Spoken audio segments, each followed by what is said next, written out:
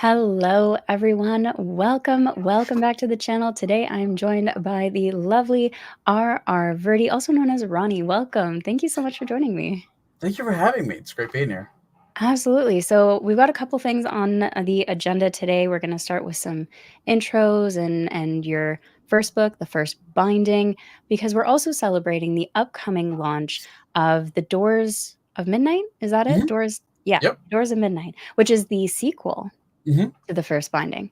So we have a few things we're going to talk about today, but to kick us off, would you mind introducing yourself and your book? Yeah, absolutely. So I'm Ronnie. I write as R. Virdi, and the first binding debuted 2022, and it was kind of my love letter to comparative mythology and storytelling, done through the Mm, lens of a storyteller. But I sort of wanted to set it in through the eyes of a culture where I knew I could comment on, and I hadn't seen represented enough. So it's inspired by a chunk of South Asian culture, but just as much as the Silk Road. Because historically, my passion has been comparative mythology and comparative storytelling foundry and mm, techniques. And I realized through my years of study how many famous stories also existed along Asia, but you don't know of them, but you know of Western counterparts or very similar beats and yeah. archetypes and tropes from the West.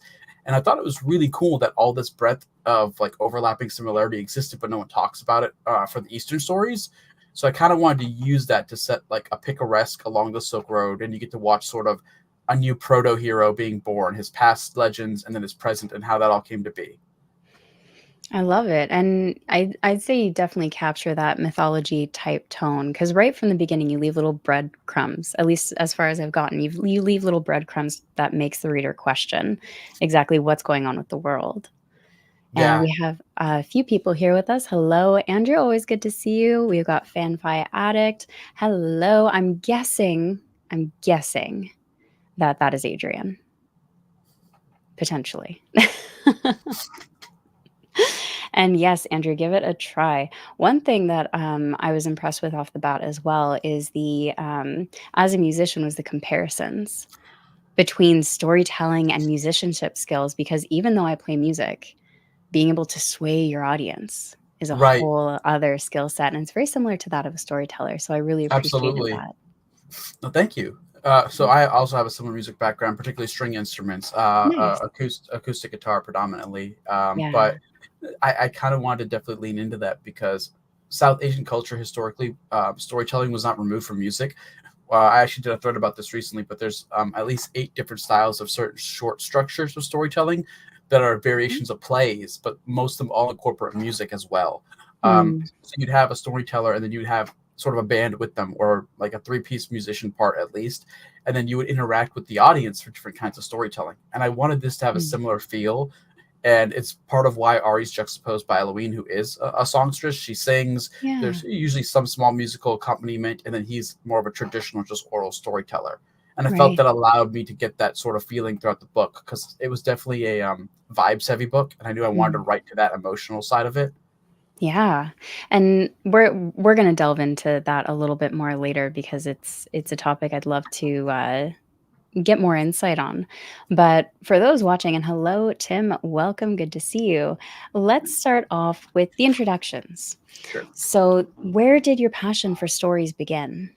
Oh, for reading them, definitely my mother. Mm, Growing up, because she was a Star Trek fan, predominantly in India before she immigrated here, and she read a lot of fiction, American fiction, because she was educated in a British school, so okay. English was very commonly a second language. And then when I was growing up here, she had brought a lot of her old book collection, like Mm, early Star Trek novelizations, compilation of horror, mystery, detective, and that's what she sort of taught me to read from, along with some children's book. But this was also the 90s, so there was this huge wave of early SFF shows coming back, like fantasy mm, sort of being re-explored, like the Hercules show, Legend of Xena, Stargate. yeah. And my mom was a stay-at-home mom, so we would watch those together, and that sort of got me really slowly sucked into like the SFF space of consuming stories, Mm, until video games took over. But I didn't really become a heavier reader that really appreciated it until I want to say like early end of elementary school, like fifth or sixth grade, before going to middle school, because that's when Dresden Files debuted, and right. that was the series that really captured me and took me to like SFF niches because I didn't know about urban fantasy really until then.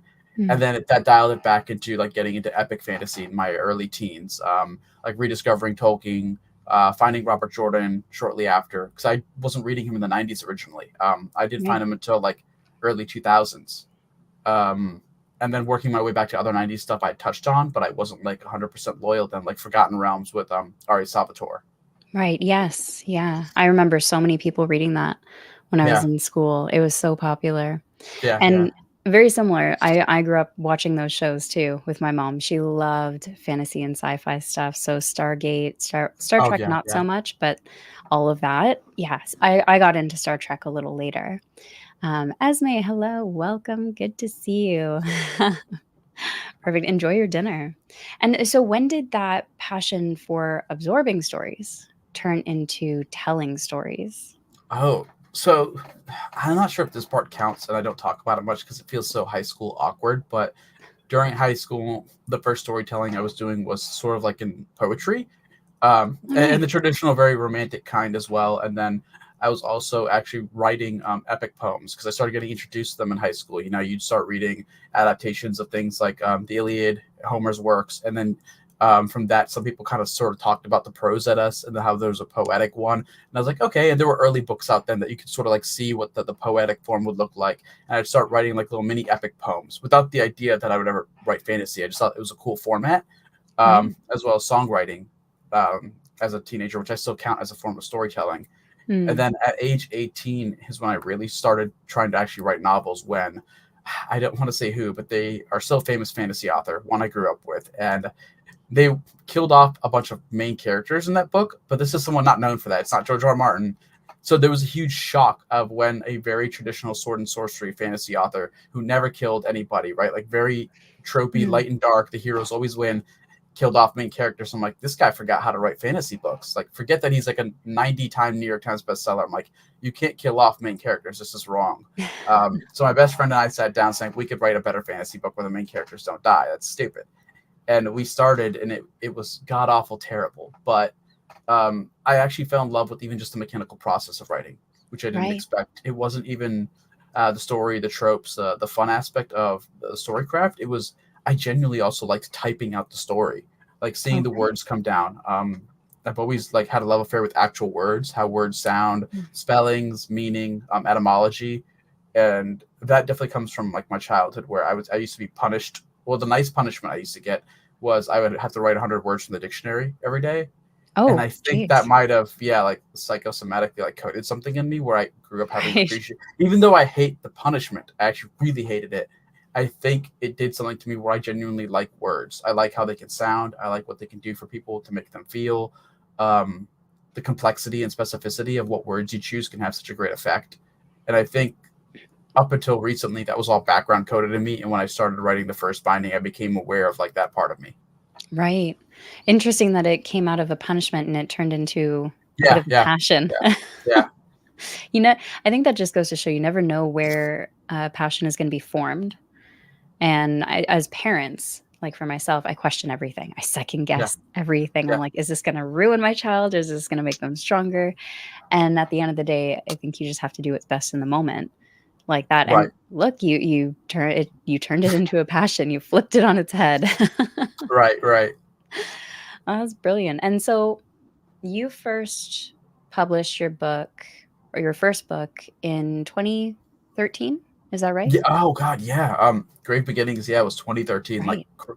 technically Christmas, but Amazon did this weird thing where KDP was still new, but what they allowed you to do was like hold a book, like almost like a pre-order, but not where you could have the finished manuscript like loaded and ready to go live, but you just told it when. And I uploaded it December 19th, and it was supposed to be a Christmas present to myself, where it was like 25th. This is my first Christmas. I never had one growing up. I'll publish my book. And Yeah. I launched it the 25th, but because I guess I uploaded the manuscript the 19th, it's officially December 19th, I think 2013. But it was like my Okay. Christmas present to myself was publishing Grave Beginnings. That's fantastic. So you did this for yourself mostly. Yeah, yeah, yeah, yeah. It was. I Oh, wanted to have a book out, and I had started seeing the industry news change and shape itself. right. Urban fantasy was sort of dying traditional by then. They'd already bought up so many of the big names in the early to mid 2000s that were wrapping up series. Like Kevin Hearn's series, I think, was closing around 2013 with Iron Druid. Wow. Richard Kadri was like pretty far into Sandman Slam. And then the only other big names who were still enduring, who hadn't wrapped up, were like Jim Butcher and Patricia Briggs, who are still writing. Right. Yeah. Um, and I saw that no one was acquiring urban fantasy. But at the same time, Amazon had just started making news waves. Like there was Yeah. a older platform that I think recently got bought out called Smashwords. I believe Drafted Okay. Digital now owns them, but they were like the first. You publish your ebook the way you want, and Hmm. they made news because there was an author at that time named Amanda Hawking who had just blown up. She was kind of like writing stuff in the vein of Twilight, and she had like made millions of dollars, and it was a huge self-publishing success. Wow. And I looked at self-publishing like, oh, this is becoming viable. I don't need to worry about a genre being out of trend. If I love it, I can write and publish. And then a few months later, I saw Amazon like launching its big thing. It was all over like news and stuff of Amazon's going to start allowing self-publishing. So That's with that amazing. first Yeah. book, I was like, I'm going to write the book I want. I'll do the best I can. I can get it out there, and I don't have Hmm. to worry about industry saying no. I can just keep getting better. I'll look at Right. feedback. I'll practice, and I'll just keep writing the next books to get better because it's a craft. Yeah, I've heard you talk about that before, where you kind of use that means as a way of getting feedback from readers and then building your writing skill from there. Is that a process you would recommend to other aspiring Absolutely. authors? Especially in the last few years, we've seen some fan fiction writers and online kind of web serial writers transition to Yeah. very successful prose writers, including traditional, which is something I've seen. Even though I never wrote fan fiction, I see a lot successfully transition from it because you're writing at such a pace that makes this normalized like a job. So first of Right. all, you have the word production, which I should also stress. Like you don't need that because you have authors like Susanna Mm. Clark who are struggling with like I think she has like some kind of illness and she writes very Yeah. slowly, but she's still very Yeah. successful.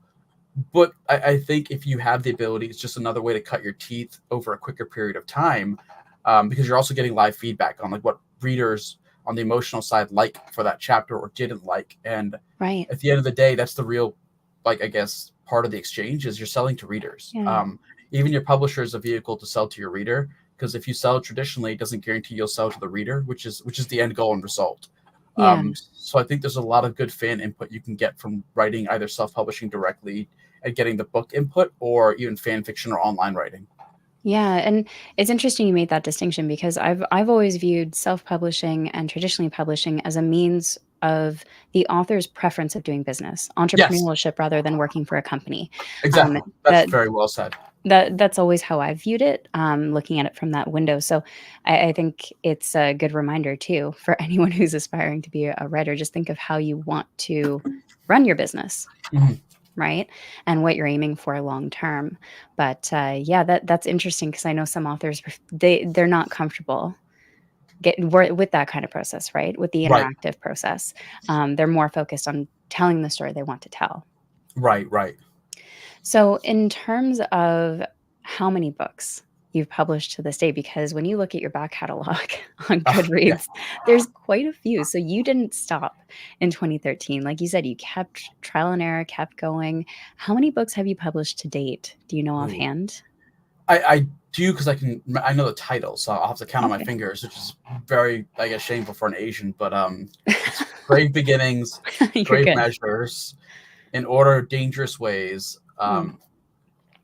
Grave Dealings, Grave Tidings, Star Shepherd, Goblin King, Beast Queen. Oh man, I'm forgetting some now. Actually, that is embarrassing. I We're feel going to like have to revoke your author card. I know Grave Tidings. So 9 novels. Yeah, because first binding was 10. I do remember that. So about Okay. 9 full novels, not counting novellas, short stories, anthology work. And then yeah, first binding was 10. Doors of Midnight is 11, and then I have a thriller that's done and out on submission right now under a pen name. Wow. So that will be 12. Wow. So basically you're about a book a year. Yeah. About a book a That's year. incredible. And in terms of, that entire process and balancing it with your own reading, how did you end up Ooh. managing that?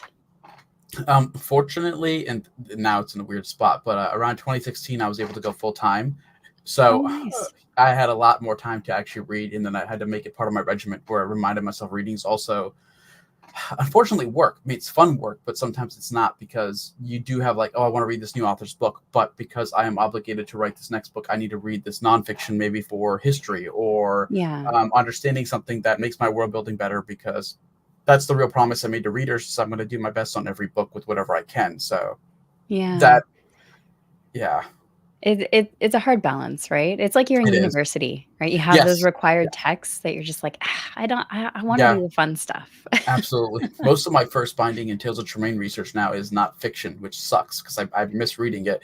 It's a lot of Yeah. history and mythology, which I do love, but I kind of want to read just a fantasy book again. Right. You'll get there. You'll Yeah, get yeah, there yeah, again. And, we have Daniel in the crowd as well. Welcome. Yeah, you crashed the party with that one there, Daniel. yeah, Yes, yeah. the new book is out on, the 13th, right? Yep, yep, that is correct. 13th in the U.S. or North America, and then in the UK, I believe it's that Thursday because they launch books differently. Okay. America is Tuesdays because apparently for bestseller lists, there are moments where your pre-orders can trigger early. So if they trigger a day before, it still triggers on Monday, which counts as part of that week. But if they Okay. launched books on Mondays in the US, if your sales triggered on a Sunday by accident early, that counts as the last week. So you could cut your bestseller chance down by a portion of sales, which is why they launch them on Tuesdays. That I was always that curious about that because it was weird to yeah. me. I feel Yeah, like I need to come back and listen to that explanation before it'll process in my brain. fair, fair, fair. Esme says, what an origin story, and crazy how much has changed in a decade." Yeah, Yeah, the market, the, fields, they all change quickly. Like, I remember working for a job where policies, procedures would change on a weekly basis to wow. accommodate currency, and I mean, it was a mental health field, so when you kinda think of that, they were constantly trying to make sure they were up to date with ethics and things, but Mhm. it was such a stressful I environment believe it. because you're trying to Yeah. keep up with everything. So, in terms of your books, what do Mhm. you hope your readers get out of them? Because I know they're all a little different, but still, I'd love to hear. Um, Overall theme, definitely, I'm very character driven and people centric. Because of stuff I've gone through and struggled with in my own life. So one theme I've noticed, even in my Gray Report books, is like the power of personal identity. Like individuals are important. Everyone has a story, and it's extraordinarily complex, unique, and worth listening to. Mm, That individual life and personality are valued and that they matter. Tales of mm, Tremaine definitely focuses on that a lot more because I do admit, like when I first started out, I think that was a subconscious thing bleeding itself through my work. And with Tales of Tremaine, I get to focus on it intentionally now. The idea of mm. individual story and that they're not removed from lives; they are in fact lives. And I've always been drawn to the idea of strongly character-driven novels for that reason that you get a very certain kind of closeness with the life, and that the idea Mm. of an individual life is no less epic than like the epic plot of an epic fantasy. In Yeah, fact, an individual story can be just as epic or encapsulate all of that epic. right. And along that line, I like how you, like you said, you use it in this because there's in order to get someone to share their stories, you have to make them feel comfortable enough to be that vulnerable. Yes. So exploring that, how was that like for you as an author trying to be able to convey that process without making it in the reader's face, if that makes sense? So from the craft aspect, I think definitely it's a different view. This might sound Okay. sociopathic because writers are like by trade manipulators and liars. Um, so from the craft aspect, it was definitely presenting Ari in multiple ways where there's this annoying almost sense of intrigue about him because you're not given the information up front, but to Right. show him in either a very hyper competent or endearing way. And at the beginning, I show him very hyper competent, but Mm, I kind of make it very clear he has emotional struggles as well. Because the very yeah. introduction of the book, within the first chapter, he debuts what seems very cocky and hyper confident in his job. And then you realize it's because it's a job edition. And Yeah. immediately they talk into foreign politics, and you realize Ari is a foreigner in a country that's kind of xenophobic. So he had to present himself that cocky just to be seen as good enough to get his job. But the Yeah. second he does, within the opening chapter, with just when it's just him and the tavern keeper, he immediately deflates once he gets the job, and you can see visible signs of, in this case, depression. Mm, Because I do talk about a lot of neurodivergency without labeling them because they don't have therapists in this fantasy world. yeah. But Ari displays all those signs, and you realize he's not this cocky performer. That's maybe a mask. And I established that vulnerability very open on in the very beginning of the book because I figured if I did, from the craft purpose, it makes it familiarized with you. You already see what kind of story this is going to be, and there's a personal storytelling exchange where you're not talking to Ari. You're first seeing Mm. him listen to somebody else tell their story. He asks Yeah. the innkeeper, "Tell me about your life, and like why is this place important to you, particularly this bar counter that you keep polishing, and it looks like it's never been replaced." So I Yeah. figured if I started with that cycle, you as the audience would be more willing to hear when it's Ari's turn to tell his story through a different lens. Um, and then the emotional side of that was putting Ari in a place where the readers felt it was okay for him and them to be emotionally vulnerable. So I built that up before we Mm. get to that scene where Ari Right. performs and he's actually sad about the performance because he knows a truth about a story that maybe Mm. wasn't a happily ever after. And you can start seeing carrying different kinds of regrets and secret heartbreaks that I hope that the audience would want to hear more about. Well, and just to that story, and it's right in the beginning for anyone who hasn't read it, but he also is very careful about the version of the story Yes. he tells because he wants to emotionally sway the audience a particular way to help them deal with their own difficulties in life, give them a bit of Mhm. hope. Yes. So it was kind of like a sacrifice on his part Hmm. in a way, knowing that too. So it's definitely interesting to hear because that type of interaction in everyday life is not as easy to come by Right. because listening skills, being willing to be vulnerable, those are really difficult things for people when you're hustling and bustling and trying to Yes. go about your day. So I appreciate that you fit those into an epic tale. Thank you. Yeah, it was something definitely born on like modern day communications. And this is something that I actually belabor in book one and two, that the like hearing somebody is not the same as listening. Yeah. And that's not the same as understanding. And that's specifically pointed out, even to Ari, that he's not necessarily a great listener in the past, in his youth. Mm, And he conflates things like being clever is not the same as being wise. Like yes. clever, you can get in and out of trouble, great, but maybe a wise person doesn't get in trouble in the first place. Yep. And these are aspects of a structure that I like, which is called a Bildungsroman, which is usually a kind of story in where you have a young person, particularly a young man, getting like a moral, spiritual, or physical education, which is what Ari's past is about. He's actually just learning life and growing up to hopefully become the person he is in the present day, for better or worse. And Mm, it allows you to do some of the things you just talked about, where you can then talk about interpersonal skills and sort of get into philosophy in a fantasy, which I think adds a different level of emotional resonance and connection because we've all gone through life in different yeah. aspects, but a lot of stuff Ari goes through aren't unique to him. Like he has a very particular kind of abuse he suffered, but Mm, everyone still understands abuse. Like you yes. don't need to have gone through it to understand it. A lot of his interactions can be reduced down to something people can still emotionally feel with. Like he's gone through a lot of loss in childhood, and Mhm. childhood loss of some kind is unfortunately normal. People can understand or sympathize with that. Yeah. Um, a lot of his character arc moments are actually more like soap opera and life moments Mm. that I felt would also complement that and continue to push in the emotional promise of this is a story about stories and storytelling, and then that's also applied to people, so people's stories. Yeah, and it's true, it helps build empathy too, or evoke those feelings of empathy, and then, kind of going back to that personality of the cockiness, Mhm, um, that's a common trait in bards as well, mhm. like singers, right? They Yeah, have that cocky, bravado and, they put it forward, and then the instant they're alone, it usually deflates. Usually, deflects. depends on the bard you're Yeah, dealing with. yeah. It's really common with artists, because there's studies Mm, showing that artists of all kinds have the highest degree of neurodivergency. Now, right? whether that's because the arts attract those people or those people choose to go into the arts, I don't know. But for Mm, example, like Ryan Reynolds is a fantastic actor, but he actually talks openly about having extreme anxiety. He's got yeah, performance anxiety, yeah, yeah, but it goes and away when he's on stage. interesting though to build up the, strength that you need, the bravery you need to get past that anxiety, because anxiety is hard. It's Mhm, hard to get past that wall because if you get stuck in the loop, that thought of, I can't do this," you won't break free. But finding a sense of peace through artistry mhm. is a beautiful way to look at it. In terms of, your first book to the upcoming release, what's something you've learned about yourself as an author? Oh wow, that's a Hard good. questions. No. That's a really good one though. I guess that I'm more perseverant than I thought. I don't want to say patient.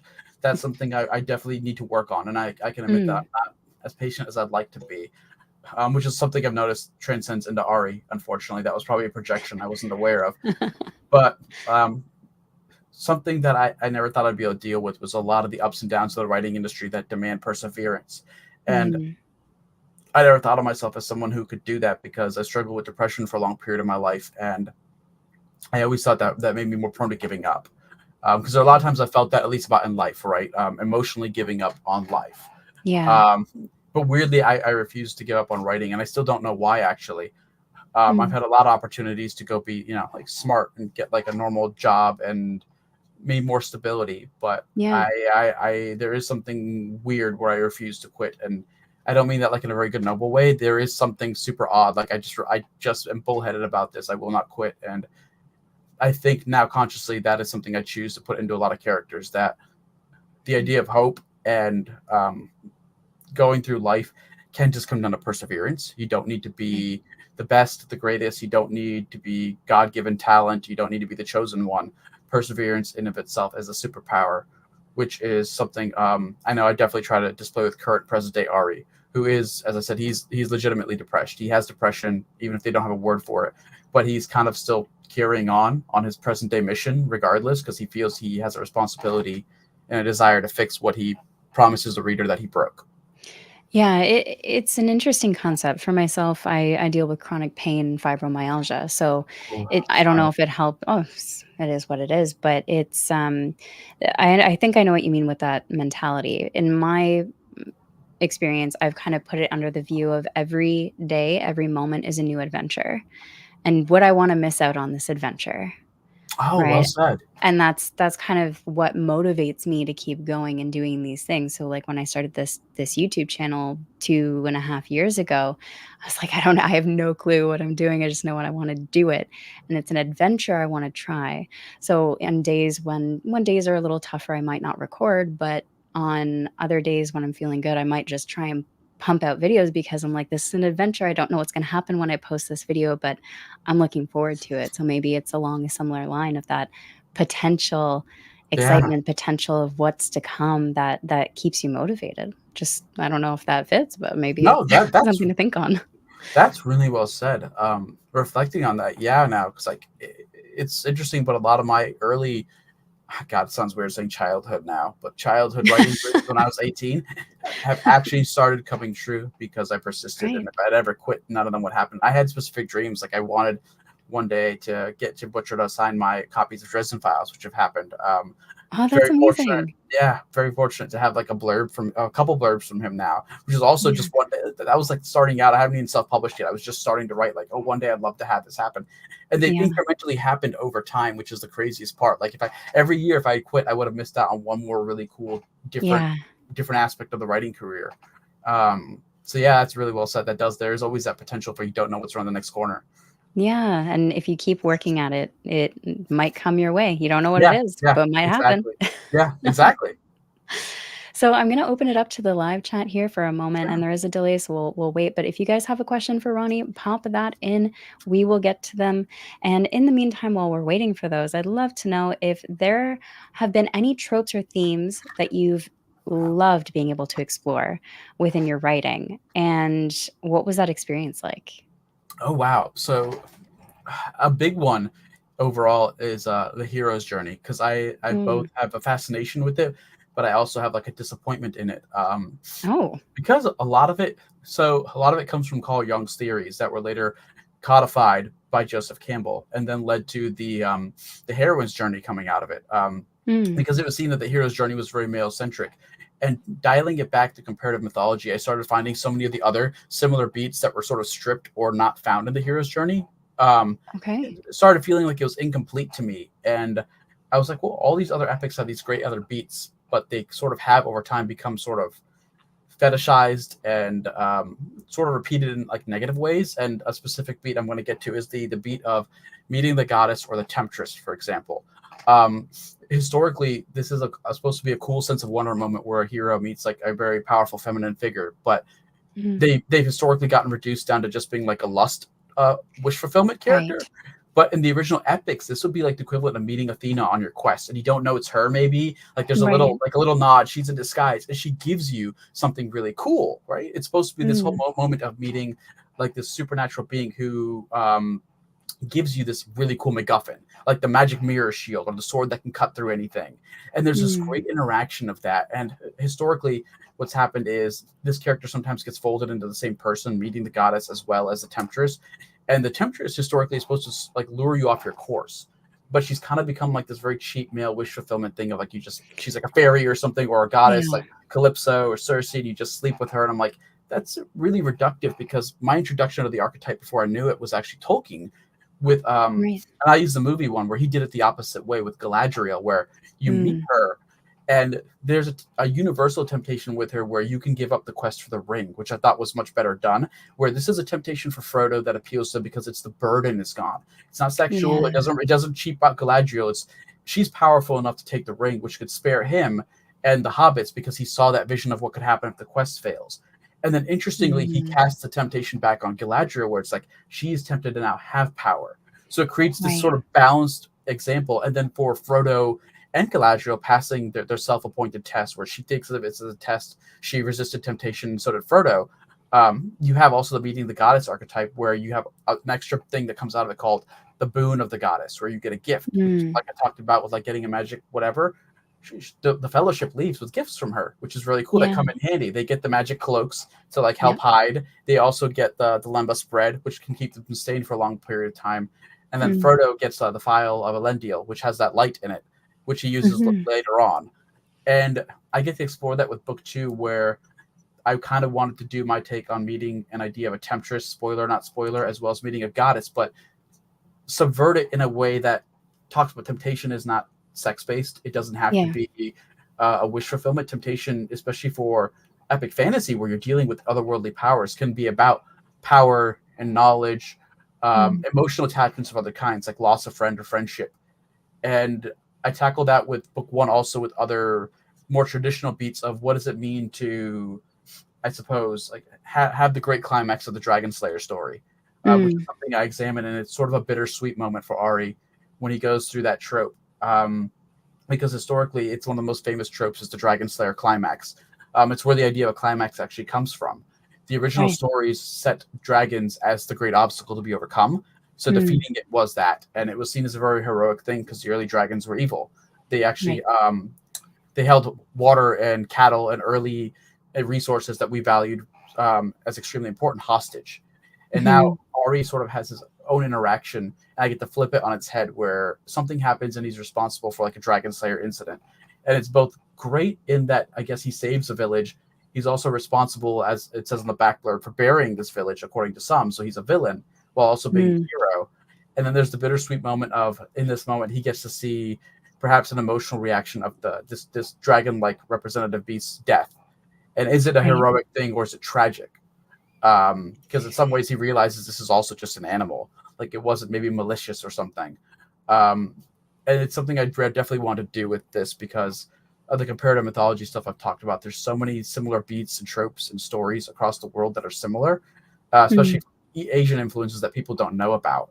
And I wanted to slowly be able to do a commentary on those beats, but also present them in a Western way.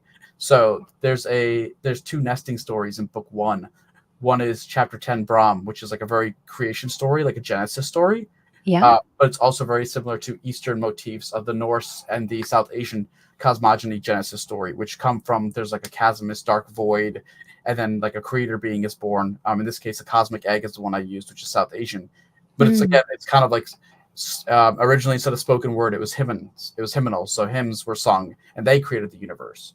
So there's Right. sort of the same thing. I'm addressing like these beats and tropes from even religions exist elsewhere.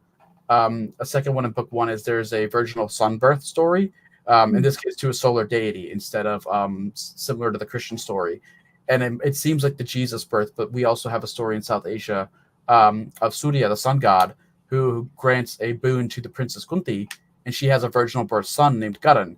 But in her sort of, I guess, shame because she feels that she gave birth out of wedlock, she sends the boy, the prince, downriver in a basket, which is also the Moses story. Right. And I did sort of an analog of that, not a one to one, but a solar deity having a virginal birth, essentially a son of himself. Mm. And this was something I was really motivated to do to address sort of really popular beats and tropes from our history in both fiction, mythology, as well as like the religious iconography, and hopefully start a conversation for people to sort of see like a proto hero going through that.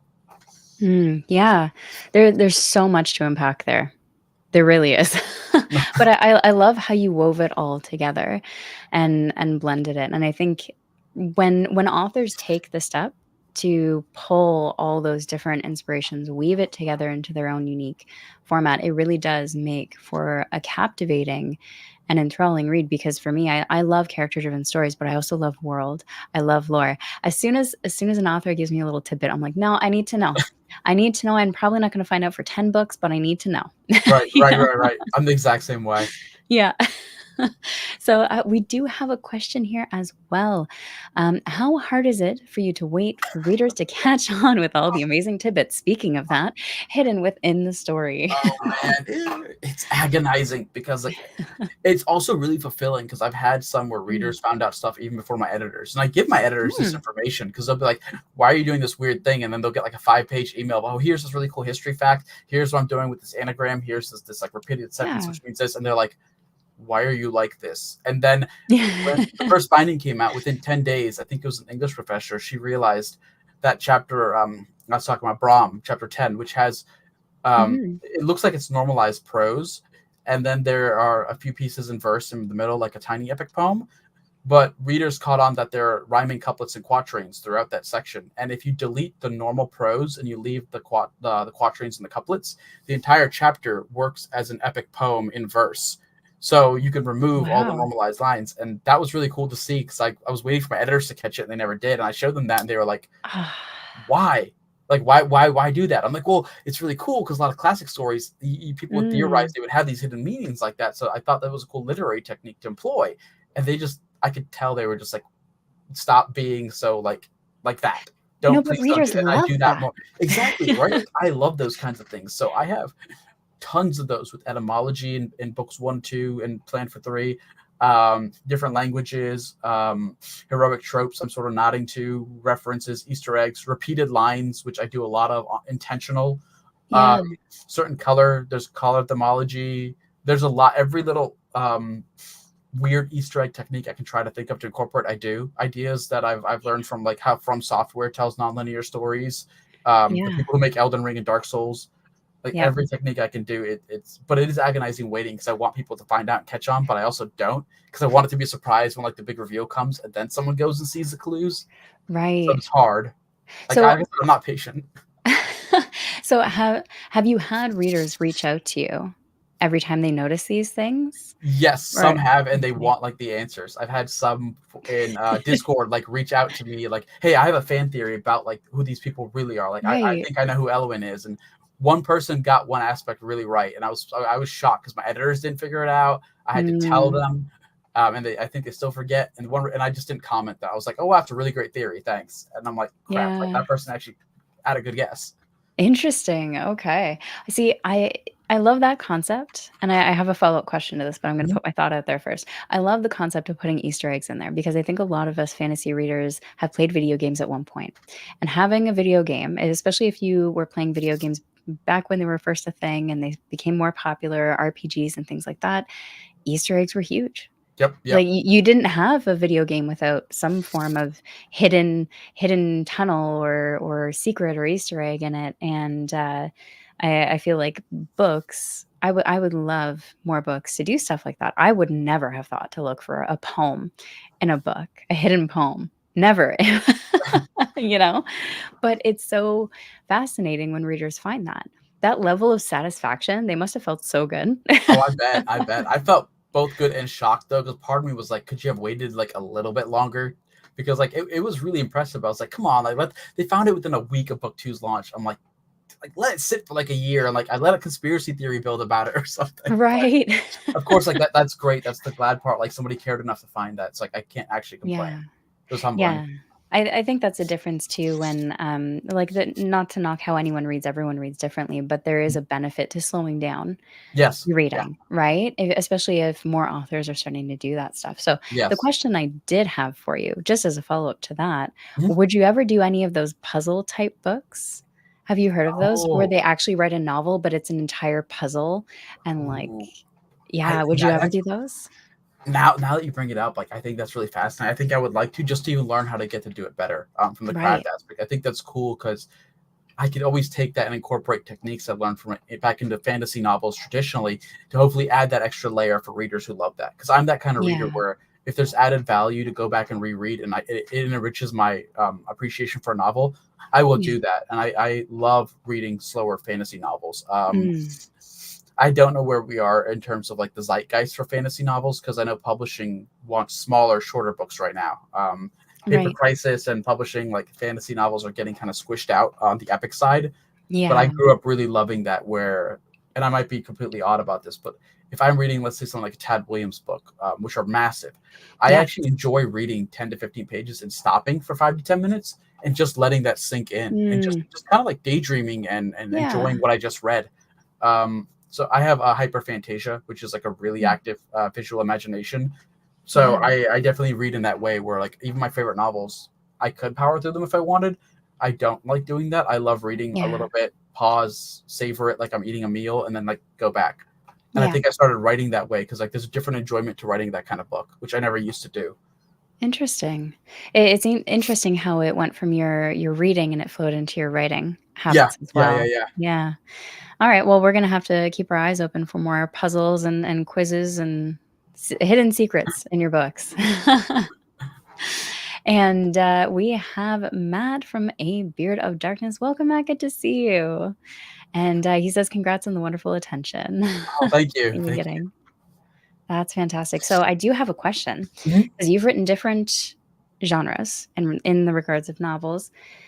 Out of all the genres you've written, is there one you haven't and you would Oh, love to explore?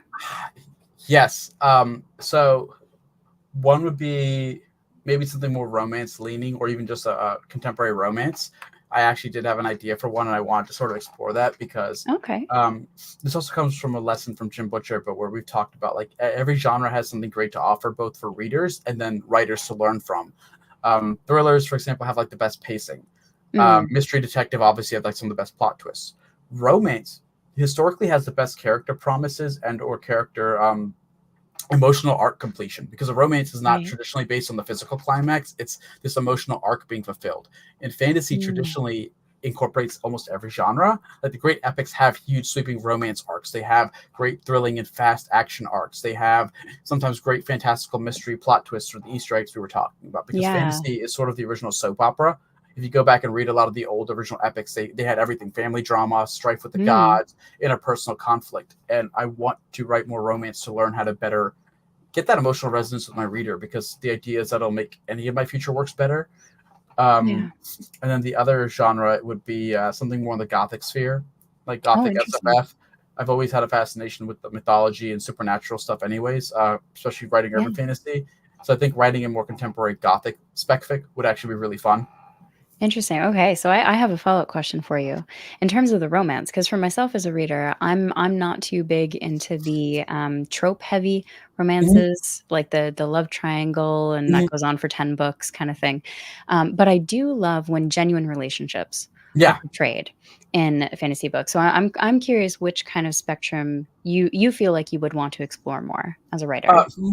More the general friendship, and sometimes if that Yeah. actually blossoms into something, this might be projecting like real life stuff, but I historically have Mm. always done really well and happily if I am in a relationship with someone that's also like my best friend Yeah. where like we have like Yeah.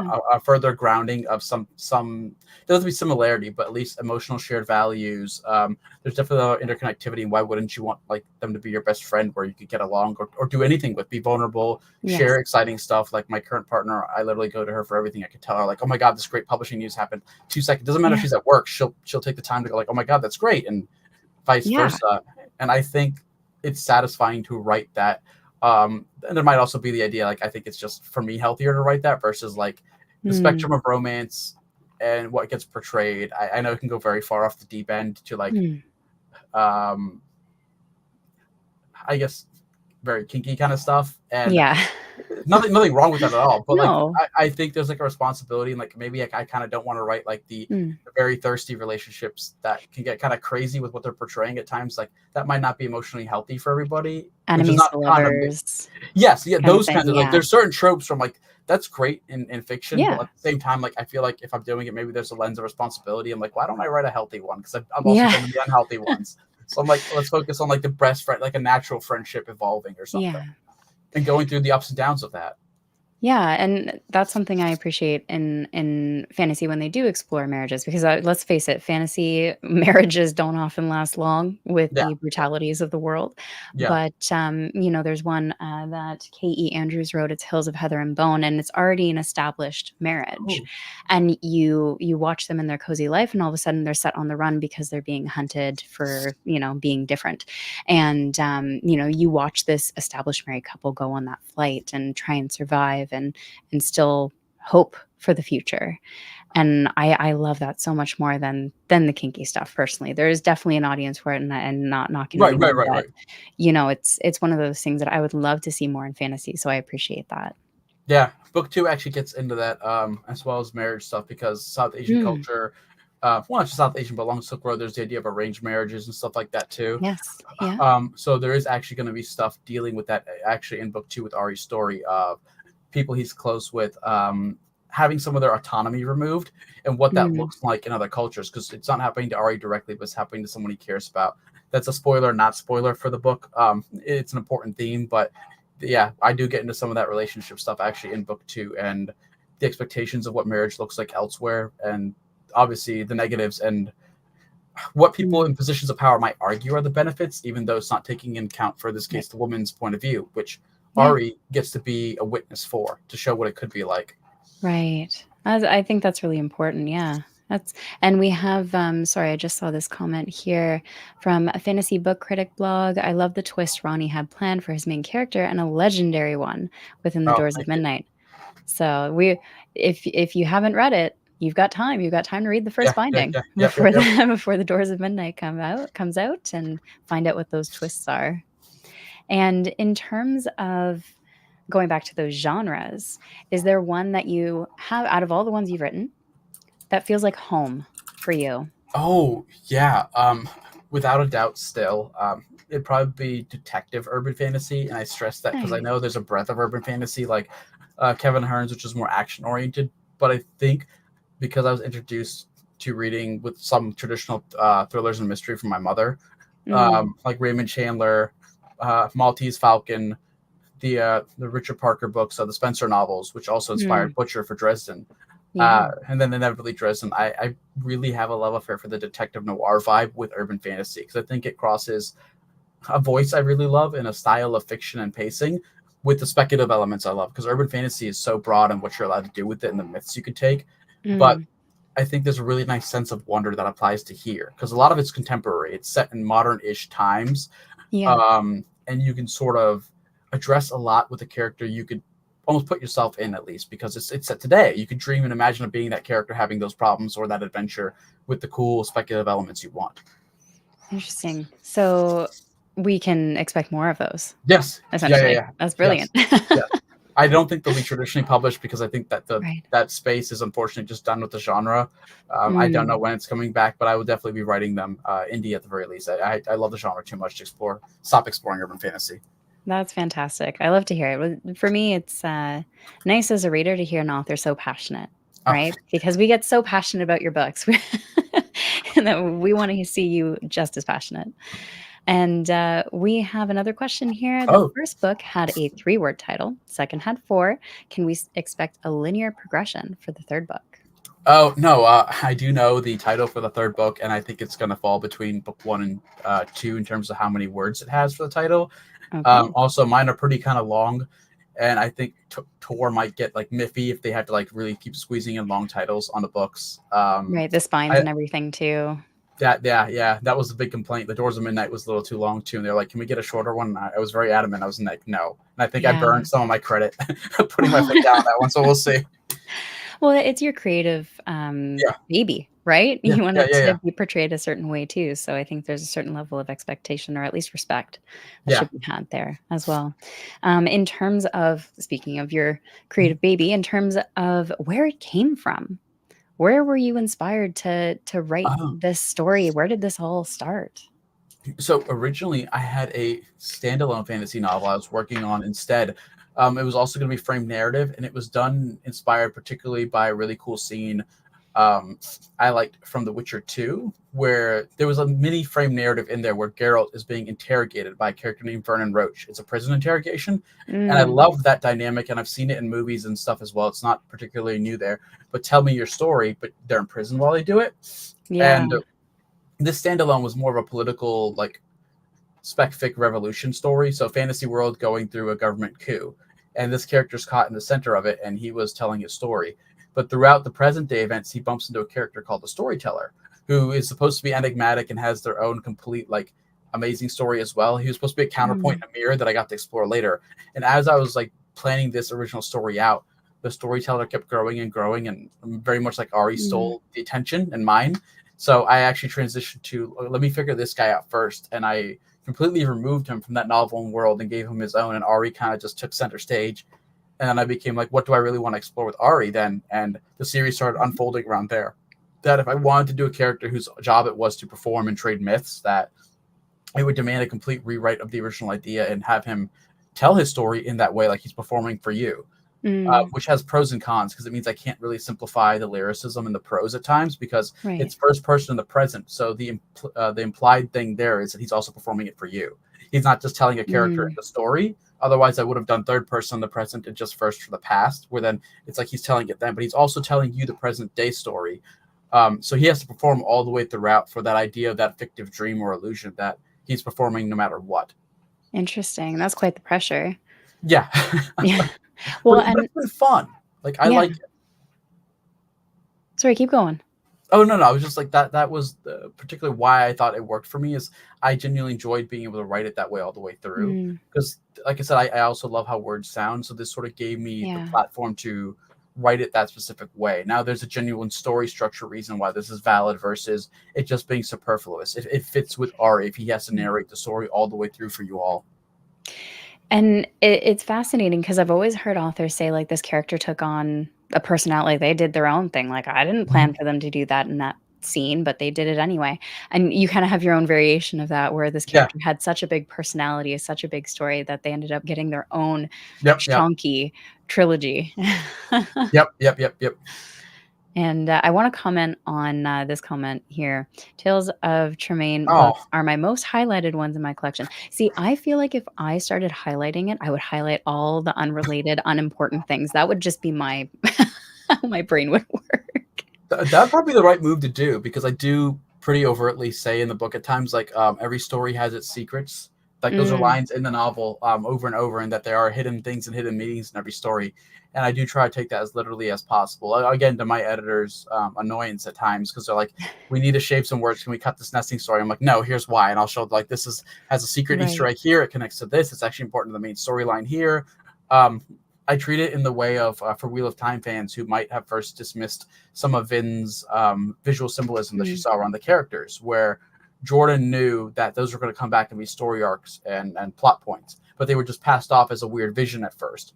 I love right. techniques like that where if readers can go back and see things, there's the added value of finding it out, but then it shows them that things were sort of set up and you can capitalize on it. And then it just adds like this continued reader investment where even if you don't have to hear it from me, you have a special deeper relationship with the book regardless. You get to go theory craft on your own. You don't even need to know what the right Yeah. answer is. You have that ability and impetus, and it involves you in the world building. Like it's I just as much yours now. Right. I think at this point, when it comes to your writing, you're just gonna have to put these in comments before it goes to your editor so that they don't every time they come to this section, they can go, "Oh, Yeah, here's the explanation." yeah, yeah, yeah, yeah. And we have Anitha in the chat. Always good to see you. Welcome, Anitha. So I will open it up to the chat too. If you have any questions for Ronnie, put those in. And until we get those questions driving through in the chat, I do want to ask a little bit about what readers can expect with The Doors of Midnight. Spoiler free, best you can, because I know it's a sequel. Yeah. So, story wise, both the present and the past plot pick up pretty immediately where book one's leaves off. Hmm. The past plot is about 2 to 3 weeks after book one ends because Ari sort of has a winter break between the next season of study at the ashram.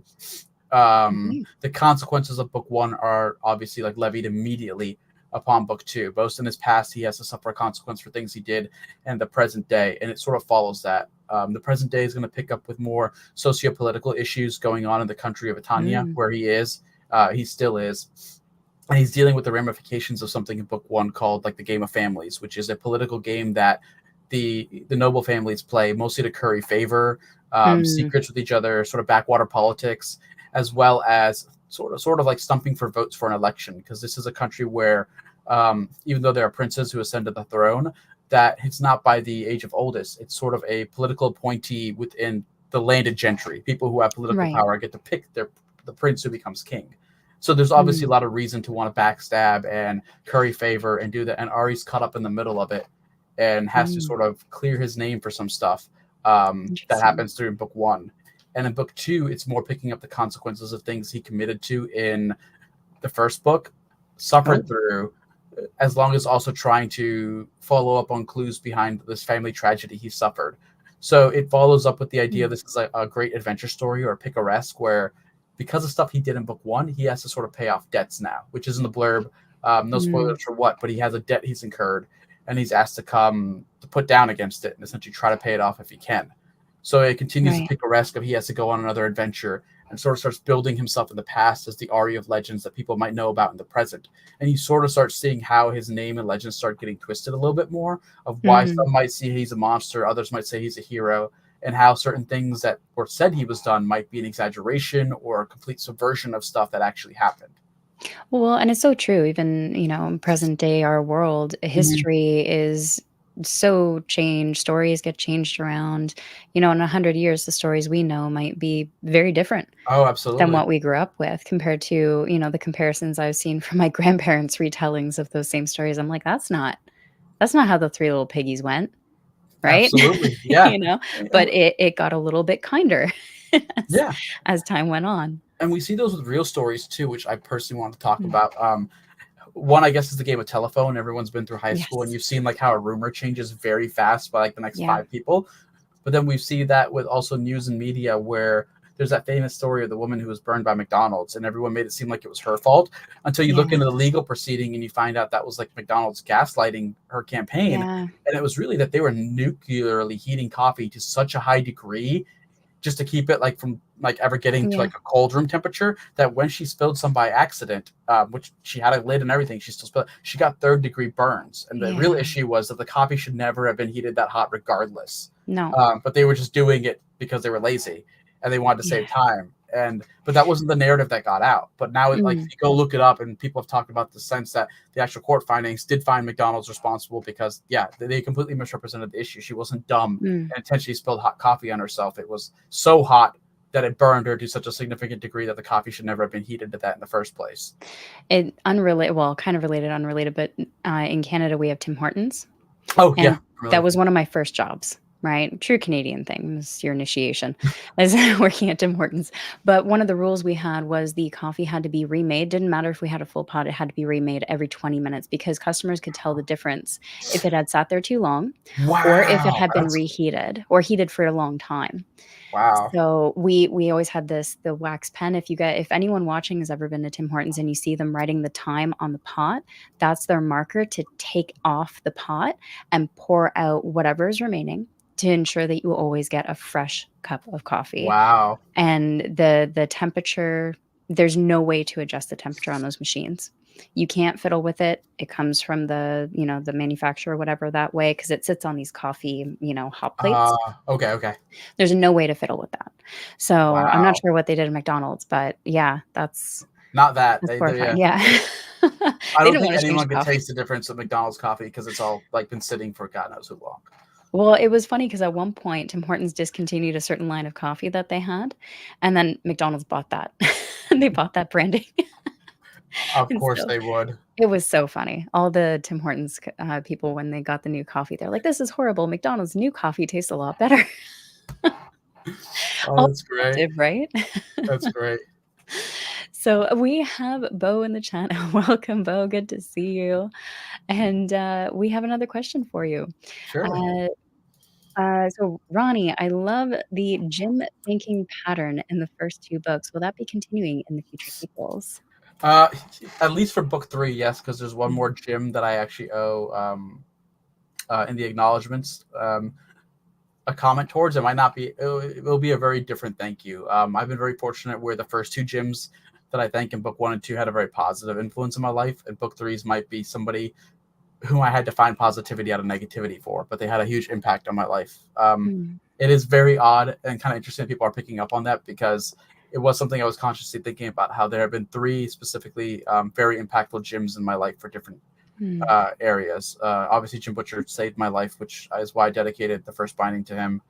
Book 2's is a man named Jim Hurd, who I know personally, local to me, who personally financially invested in me when not a lot of people even thought I was going to make it as a writer. Everyone thought I was very stupid being young, didn't believe in right. me, didn't think I'd go very far. And he actually told me this concept about how really successful people don't ever bash people who aren't successful, who want to be, because they've been there. So what they do, if they really are successful and care, is they will try to motivate you or treat you like a Mm, marble on a table, where if they give you a little push, most of them wow. believe that somebody else will see that they'll give you another push too. And eventually enough people Mm, giving a little marble push can make it circle around a table. And he was yeah. somebody who did that for me. He actually sent me to my very first writing conference. It was Oh, a wow. surprise. He funded the entire thing. I didn't know. It was Wow. just a surprise trip, because I was self-published, never talked to any authors, didn't get out really, didn't like go to Mm. writing conventions, and he just actually surprised me by sending me to one, because he believed that I was taking it seriously enough and that I deserved a break. And that you were worth the investment. Yeah, You were yeah, worth that. Yeah, that's amazing. It's hard to find those people in life, right? yeah. It's not always easy, but when you find them, it can change the direction of your life. So that's Oh, amazing to absolutely, hear. 100%. Yeah. Yeah. Adam here, welcome. He says, "Oh, wait, that political system sounds so fun." Unless you're trapped in it, but yes, yeah, I was Yes. definitely inspired by because Itania is an analog amalgamation of Spain, Italy, and Portugal.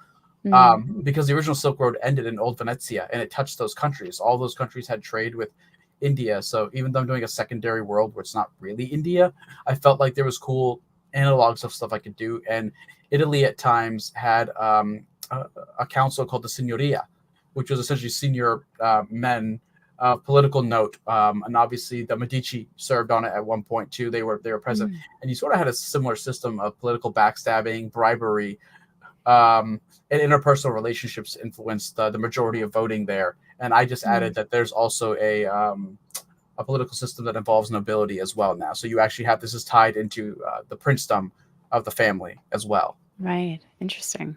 So basically, read and find out how that works out for the characters. And yeah, you know what? Where was that comment, Anita? French vanilla, that is so popular at Tim Hortons. So popular. There must be a reason people love it. I'm personally not a fan. I think working there kind of ruined Tim Hortons Yeah, for me. I can Anywhere completely you see work. that. Yeah, that was me with Cold Stone, so I get that.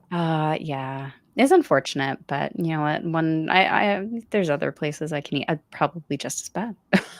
But we do it anyways. So I know we're at the hour mark. Do we have a little bit more time to dig into a couple more Absolutely, questions? sure, sure, sure. Yeah, Brilliant. whatever you need. So let's see what Bo has here because he has a question saying, what inspired him to write musical beat? Okay, so do you plan to continue this throughout the series, which is what inspired you to write what feels like a musical beat? Yes, because we talked about this before too. The musicality involved in this, and it's a great way to do certain kinds of emotional resonance. Part of this is also because traditionally South Asian stories have always been associated with music. We've lost some of the stories in the originality because Sanskrit was an oral tradition as well. So a lot of the stories were orally performed before the language was written Mm, down, and a lot of the stuff later on that we know of. So it was really associated with music as well. Like I said, in the creation stories in the South Asian epics, the universe was created with hymns, in mm, hymnal format, and our greatest epics are written in poem with mostly couplets. There are sometimes quatrains, but it's couplets. And South Asian culture has always had a huge musical association. So I thought for a storyteller performing this, that it should also try to resonate as much with as music as possible. Because musical history is also important in the series. As mm, people go further on, that starts getting brought up. The idea of certain songs. Eloine, in fact, you learn later on is looking for a song. a particular piece of music, and there begins arguments of what is a story, and does music or do songs also contribute to storytelling, or are they in fact the original stories, and Mhm. stories are songs without music set to them, um, Right. which is a philosophical thing that Ari is going to eventually get into. But I also, and this is superficial, I have to admit, I also believe that it just sounds pretty, and that No, I there's mean, value in that. Like you should be allowed to tell a story if you want, that a reader could also just appreciate the musicality of words. You do mm, not have to, but if you want to, that should be just as valid. There were definitely entire sections of the book where I wanted to write, where I'm like, I believe that a reader should just have a section that also sounds very pretty, just for the mm, sake of it being pretty, because I believe that there are readers who like that. Not everybody will, but if you do, why shouldn't yeah. you have that for that kind of reader? Well, and there are readers who love lyrical prose, Yeah. right? They are readers who just go for that. That's their thing. So being able to incorporate it in a way that, I mean, your book is about a storyteller. Mhm. It's going to incorporate the arts in some ways too. So I Yep. think that's a smart move. In terms of music being incorporated, the rhythms and beats of it, there's an interview with on Tori Talks channel where she chatted with author Palmer Pickering, who talked about how she used music and what she got from the setup of music to craft stories, and how basically songs, the lyrics of songs, are just miniature versions of stories and Mhm. compacted in such a way. And some of them were examples of country. And she goes into a whole deep dive of how music influenced her writing and taught her how to write in a way that conveys a cohesive story that's captivating. And it's a really interesting discussion if anyone wants to go take a look. That's Tori Talks YouTube channel. But in the meantime, on that note, you wrote a character about a storyteller being a storyteller. How much of your own storytelling niches and behaviors and traits came through in your Oh wow. character? Um, so definitely the theater aspect that Ari has, because I actually studied that, and that's what I was originally pursuing. At a time where it was really hard for a South Asian guy to pursue that, and Mm, I think that might have part of that came in definitely with Ari losing that life. He doesn't get to be a theater performer, at least that you know of in the story so far. mhm. He loses that early childhood, even though he was raised sort of under a theater, Right, being sort of the help. He was the performance like help. He never got to be on stage, and that was definitely something that came from my life. And the other aspects of storytelling that come in are things that intrigue me from the craft aspect of storytelling techniques and structures, because I've been a huge fan of that. So the first binding and Doors of Midnight play with a lot of that. There are vignettes, chapters, arcs that are entirely structured very certain ways. mm, There are certain theater cues in book one, like whenever there's a break, it's specifically titled an intermission. Um, it's structured like a play. Or even makes meta references of like when he and Eloine separate, like exit stage left Eloine, and like storyteller continues on right. mm. Yeah, He conceptualizes his own story through like a play or a theater performance, and then I also layer in musical beats that way too, where if Ari's setting up a story, he drums his foot or like claps first to get the audience to resonate. That interesting. particular bit was inspired by Pink Floyd's Dark Side of the Moon, where it starts with those pause drum beats, sort of like Mm, setting something up. So I've taken a lot of musical cues too in how I describe things, how I set them up, that I've seen from performances or bands and things that I like, that I think add an extra narrative like resonance there. That like it's right. more than just the written word happening. Even if there isn't an actual drum in the scene, if I portray like a drumming foot, it sort of becomes like this subtle bass beat in the background that you Yeah, can associate mentally with him ramping up an audience or leading to something. yeah. Um, there's a Bollywood scene that's also a Western scene at the same time later on in the book, where there's sort of an emotional romance catharsis, but the way it's set up is it's a dance number with a song, but it's done in the West. So in the West, that's a masquerade, but in the East, Mm, that's a Bollywood dance number where there's a romantic scene done with yeah, like song and dance, and it allowed me to incorporate two different structures in one scene for an emotional arc POV that I wanted to complete as well. right. Um, so there's definitely a lot of like doing double or triple duty with structures and beats. That's for myself. Like it's great if Mhm. the audience ever figures that out, but even if they don't, that made me really happy to do, because it was kind of part of why I wanted to write this, was like a PhD project for myself with story structure. How many cool little story nerdy things can I do? Like from Yeah, different cultures. Like there's a bit that's going to go into Kinsho Taketsu, which is the Japanese 4-act structure, that's really popular with Studio Ghibli. That's how their yes, movies are told, but also yeah, Legend of Zelda. A lot of mhm, JRPG fantasy games use that, and I have small little arcs that use that structure. but they're not Japanese. But if people like pay attention, they'll figure out, oh, that's that little act right there. That's what that is. Right. So basically, for anyone reading, get your pens, get your highlighters, get your get your sticky notes, get your notepad, Yeah, yeah. and go nuts. And then if you think you've got a theory, email Ronnie. See if you're right. So that's entirely fascinating because when you're looking at storytellers, each storyteller and how they're going to convey a story is very different. The Mhm. methods they might use, same as a musician, the methods they might use are a bit different, but the concept of the stomping to kind of keep that bass in the back of the reader's mind. A musician will do that, but at a certain point, the musician will stop doing that, and the Yeah. audience will continue it. Right? So Mhm. it's an interesting, as a musician, it's just nice seeing the duality of it and seeing that come through from your own experiences because it's, I think you can tell when an author has experienced something and then they put that in the book. There's a very genuine difference between if they talk about playing guitar, but they've never touched a guitar in their life, right? There's a lyrical difference that a reader will pick up if they have experienced it, and it can make or break a Yeah. book for a reader in that case. In terms of, oh wait, let's see. Bo has a comment question. What's an Easter egg from book one that no one has talked about yet that you can share with us? I Oh, feel like that's a that's a forbidden question. yeah, that's like a spoiler. God, I wonder how I could do this in a way that Can you say like look between this 100 pages? yeah, yeah, right? you Like know, uh, lead them to water. oh, like I said, I definitely repeat a lot of lines, like specific Okay. lines that you might overlook. That's something to really consider, like why am I doing that? And certain words are capitalized that maybe shouldn't be in the middle of text. Like there is a reason I am doing and stressing certain things that might be overlooked words. And to really pay attention to if I'm repeating something, why am I repeating it and where and when, how far apart are they? Because Right. I'm never going to go overboard with that. It is going to be subtle. But there's a Mm, lot of foreshadowing in these books too, with certain lines and rhythms that might not make English sense, but they sound beautiful. They might come mm, back in later for other reasons as well. That's like Easter eggs plural because I use those techniques a lot. okay. But there's stuff that really makes me happy when a reader figures something out and it pays off. Yeah, definitely, because that's a lot of work on your end, right? You Yeah, have to keep yeah. track of all of that. You have to do it in a way where it's not too obvious, but not so subtle that people don't notice it. Oh, absolutely. Yeah, I Right. have a separate program to keep track of that. Unfortunately. So in terms of keeping track of all of that and trying to keep that balanced nuance, is it something you let creatively happen, or do you have to really focus on it and really make sure you're not overdoing it or being too obvious or too subtle?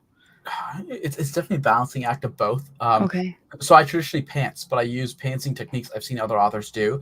Yeah. So Brandon Sanderson actually talks about this on his blog, how Robert Jordan wrote, and he actually pants the Wheel of Time, but he had certain Right. key beats that he knew he was going to hit ahead of time, so he knew what to start foreshadowing earlier. So I have a lot of the key central moments I know I want to build up, and it's Okay. almost like a subtractive math of I've done this Mm. already.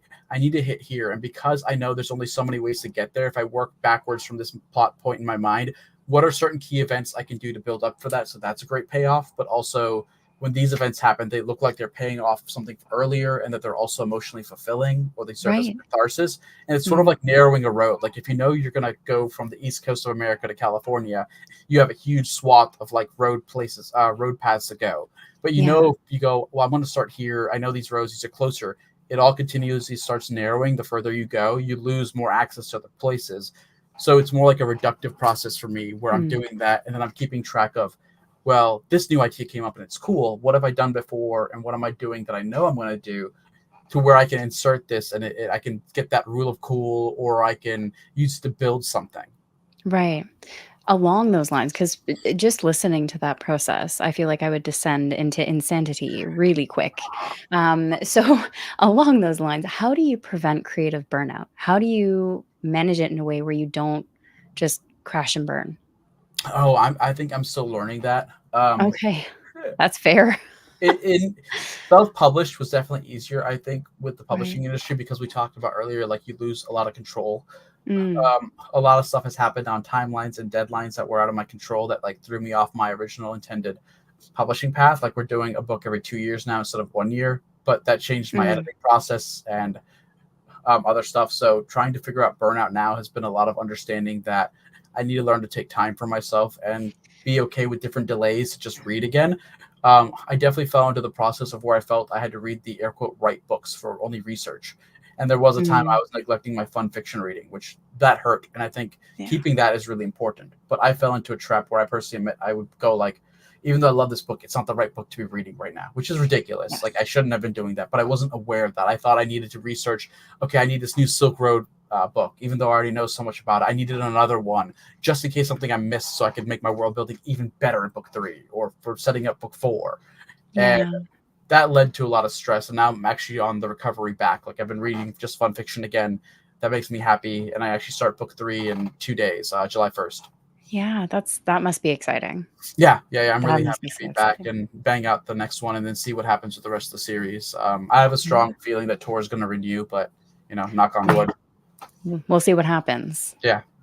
Well, fingers crossed, and we've got a fan here in the chat as well. Welcome, David. Good to see you. Oh, Who's thank also you. an author. Pretty good so far. I'm a big fan, so I had to jump on for this one. Good to see you here, David. Thanks for joining us. And I did see your comments. Thank you both so much. I'm learning. I'm growing. I'm figuring it out. It's a little process, like anything, right? Yeah, you've been great at this. This has been fantastic. Thank you. I'm glad. I always want people to have fun. That's the big part, right?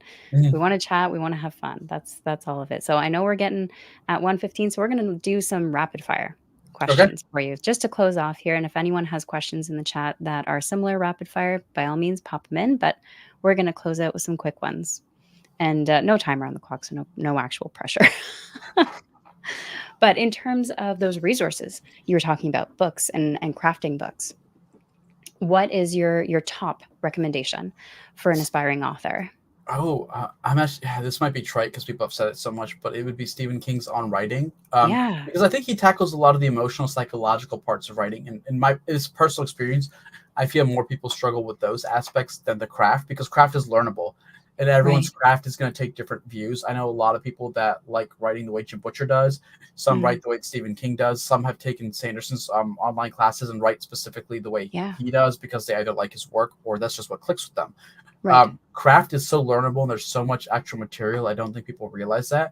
But Mm, every writer who I personally met when they have struggles, it's usually like a life thing. It's psychological, which makes sense, like mental health issues, maybe stuff with the industry, dealing with rejections or not getting the book to blow out. And his book is really good about almost turning writing into a meditative process of where mm. like there is so much out of your control and it sucks. Like he talks about his life stuff, but if you can at least like sort of turn this into a regiment to a degree, it helps. Like you'll at least Yeah. get stuff done.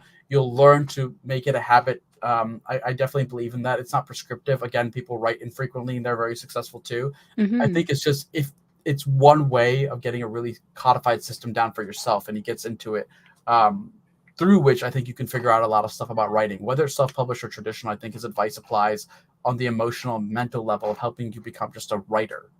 Right. I love that answer. I've heard that recommended multiple times, but everyone's answers or reasons are very different.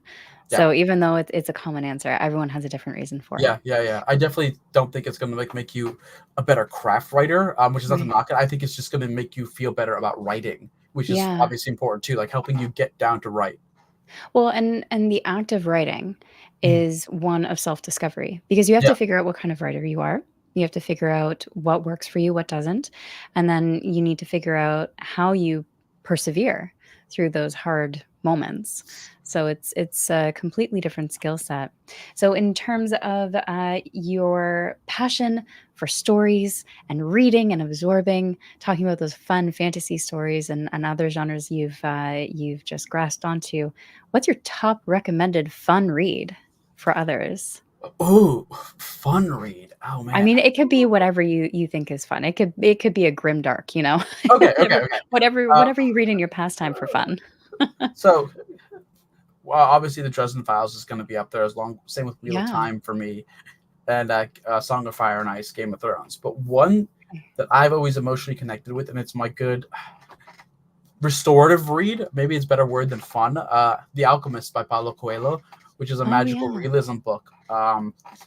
And I've always loved that. Like whenever life feels like I don't know what's going on, which a lot of people might feel these days because the global issues going on. But Mm, it's such a beautiful story that also is sort of about storytelling and the stories of identity in us as individuals and the pursuit of a dream. And he writes this beautiful magical realism story to it that mm, isn't a cozy, but it kind of feels like now at times with the cozy advent it is. But it's definitely something I emotionally resonate with. That Tales of Tremaine evokes in some ways too. Like it is a character journey of self discovery, of going through hardships as well as having like prosperous moments and just like a really nice slice of life. And I really really love that book. That and yeah. Shadow of the Wind by Carlos Ruiz Zafon. Okay. All right, I'm right. I've got the first one, but I haven't heard of the second one, so I'm gonna have to. Yeah, that is if you just love Mm. books and stories, the entire book is about that. It's set in Yeah. Spain, and it's about this place called the Cemetery of Books, where a father who runs a bookstore is telling his kid about like what he's going to inherit, and like he has to find like a book that means something to him, and he finds Mm, one called The Shadow of the Wind inside the fictional book itself, and it's this whole story about what goes on with it, like a conspiracy around the book, the history of that book, and it's completely all about writing and storytelling and what books mean. right. Interesting. It's kind of like a book in a book. Yes, yeah, yeah, yeah. I love that. And in terms of looking forward to the future, what can readers look forward to from you? Oh wow! So this year, there's definitely a lot of stuff in the works. Book two is obviously coming out. I'm going to be writing book three. I have finished a RE novella that I plan to release like as part of a collection. So there is a Shola, which is Ari's cat, short story in this as well from his cat's point of view, and I will be writing another novella from another character's point of view from book one, Krisham, who is a student who's sort of locked up in a mental health ward, and you get to see a day in his life or maybe a week. I haven't decided what I'm going to do, and that will be free. Mm. I'm publishing this mostly as a thank you to everyone who supported the series so far. I just got the cover in, hoping to have it out next year. Writing book three, we just sold a Tales of Tremaine novelette to Sean Speakman of Grim Oak Press, who's doing an anthology with some wonderful names like Kevin Hearn and a bunch of others. So there'll be a Tales of Tremaine short story in there that follows a young girl who's a silk weaver and has to uncover hidden prophecies that are sort of knitted in story knots inside clothing of silk, and she uncovers a conspiracy. And then I Mm. also have a new urban fantasy short story I'm writing for Jim Butcher's next urban fantasy anthology that will be out next year or 2026. The short story is due this year. I just don't know when it's going to be out. And well, that's a lot to look forward to. I love that you're publishing things as a thank you to the Yeah, fan base as well. yeah. That's amazing. Though the fans Um, made this book, like I said, people like you and mm, everybody who's shown up have made a huge impact. Book one out earned in 4 months, which is not wow. that's not normal. In fact, I didn't know this before, but most traditional published books don't actually out earn. It's actually more common to flop, unfortunately. I don't know Oh. why, and it's really sad. So I definitely will always take the time to thank people like you Mhm. and everybody here because they made book one turn around its portion of the advance very quickly, which was amazing. Yeah, that's absolutely amazing to hear. It's unfortunate that Yeah, that's the typical standard, but I'm glad you kind of you beat it out. You surpassed thank you. it. Yeah, like I said, it wasn't me. It was everybody else. The word of mouth for Yeah, the book yeah. has been amazing. Oh, that's fantastic. And, we speaking of fans, I think Bo might be at the top of that, Oh fan wow, group right there. thank you. Wow. That's awesome. So, where can people follow you for Oh, updates to hear about all these things that are happening? right now, Facebook, which is just at RR Virdi, and then my Twitter is exactly the same, and I'm probably most active on Twitter, and then Instagram. I'm learning to be better about. I am more active there too now. It's also the same RR Virdi. Yeah, I genuinely love Instagram and Twitter because they seem like they're more direct and easier to engage with people, right. and have a back and forth conversation, which as an extrovert I like. So that's probably the best places Mm. to find me. Okay, love it. So, well, there are links down in the description for anyone who is watching now and later. If you'd like to go follow Ronnie, follow his platforms, keep in touch, and find out when you can get your hands on The Doors of Midnight as well. And if you have not read the first binding, I mean, you've got time. It comes out August 13th. You've got time to dig in. There's an audiobook as well, which is fantastic, I do have to say. So you've got all kinds of options while you wait for book two. But thank you so much, Ronnie, for joining me today. It was an absolute pleasure chatting with you. Thank you for having me. Yeah, likewise. It's been fantastic. Absolutely. Anytime. You're welcome to come back. And everyone in the chat, too, thank you so much for joining us, for your questions. And in the replay, thank you so much for watching, too. As always, everyone, take care of yourselves.